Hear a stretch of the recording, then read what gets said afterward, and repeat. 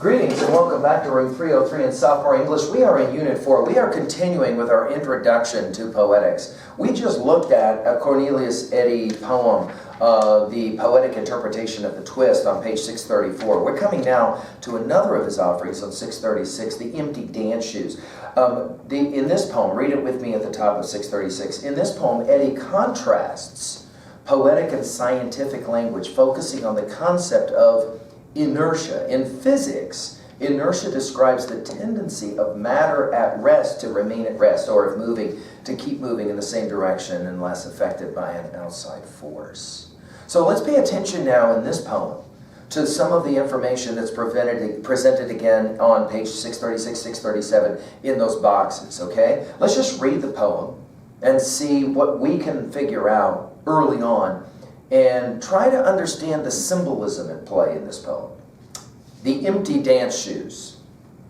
My friends, as it has been proved in the laboratory, an empty pair of dance shoes will sit on the floor like a wart until it's given a reason to move. Those of us who study inertia, those of us covered with wild hair and sleep, can state this without fear. The energy in a pair of shoes at rest is about the same as that of a clown knocked flat by a sandbag. This you can tell your friends with certainty. A clown flat on his back is a lot like an empty pair of dancing shoes. An empty pair of dancing shoes is a lot like a leaf pressed in a book. And now you know a simple truth. A leaf pressed in, say, The Colossus by Sylvia Plath is no different from an empty pair of dance shoes. Even if those shoes are in the middle of the Stardust Ballroom, with all the lights on and hot music shakes the windows up and down the block, this is the secret of inertia. The shoes run on their own sense of the world. They are in sympathy with the rock the kid skips over the lake after it settles to the mud, not with the ripples, but with the rock. A practical and personal application of inertia can be found in the question, whose turn is it to take out the garbage? An empty pair of dance shoes is a lot like the answer to this question, as well as book-length poems set in the Midwest. To sum up, an empty pair of dance shoes is a lot like the sand the 98-pound weakling brushes from his cheeks as the bully tows away his girlfriend. Later, when he spies the coupon at the back of the comic book, he's about to act upon a different set of scientific principles. He is ready to dance. Now let's talk really quickly how your textbook company is trying to help you understand poetics. Notice, we're going to begin with number 23 on page 636 and the tone. Notice that the tone here is friendly and authoritative. Yes, right away. Notice it, at 24, the rhythm and the meter. Notice we've got a meter that's irregular, which will reinforce the simile of a clown knocked down, right? Okay? So make sure you're following each one of these boxes. Answer those questions as they appear. Let's begin by asking simply, what is this poem saying at level 1? Notice two things. 1, he asked the question, what's the point of dance shoes if there's no human body in the dance shoes to go out and dance?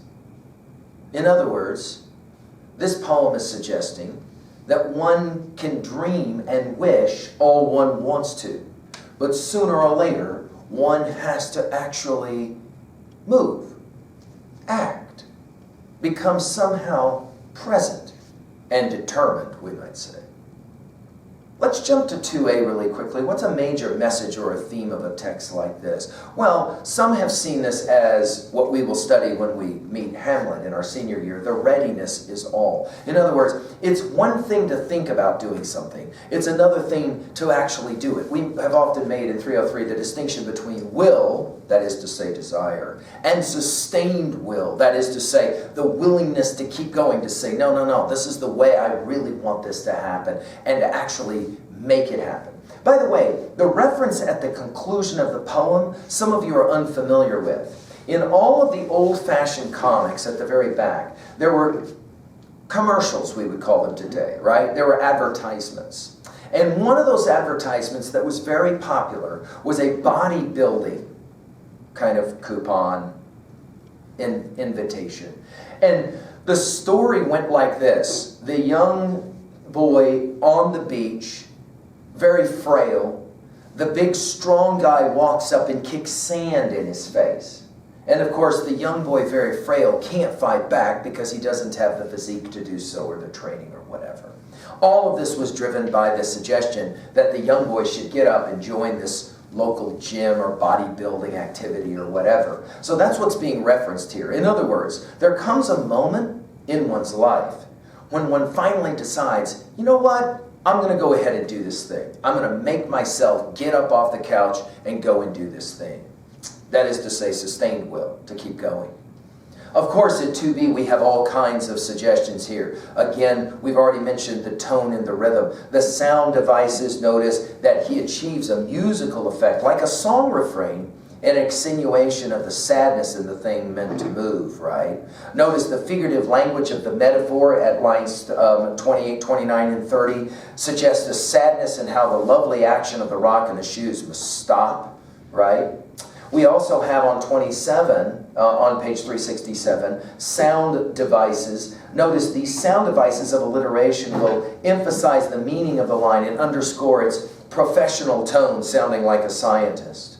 And finally, at 28, notice that, again, this allusion to the 98-pound weakling who finds hope in a comic book coupon can be interpreted as a shift in meaning, obviously. The empty dance shoes as they exist are not any good to anyone except when they inspire change. Jump to 3A. What is the text to you, for you, that inspires you to change, to grow, to be something more, something better? To say, don't give up, to make sure that you keep going. What is that text for you that reminds you that you have to keep going no matter what? Finally, at 3B, what is for you the hardest thing about making up your mind to do something? When was a time in your life when you made up your mind to do something and you actually accomplished it? Can you write that down? When was a time in your life when you said you were going to do something and it did not happen? Why didn't it happen? What was it that kept you from the change that you would wish for in your life? Well, there you go, a couple of poems by Corneilus Eady, and we're now ready to get on with our formal study in Unit 4 of Poetics. Thank you.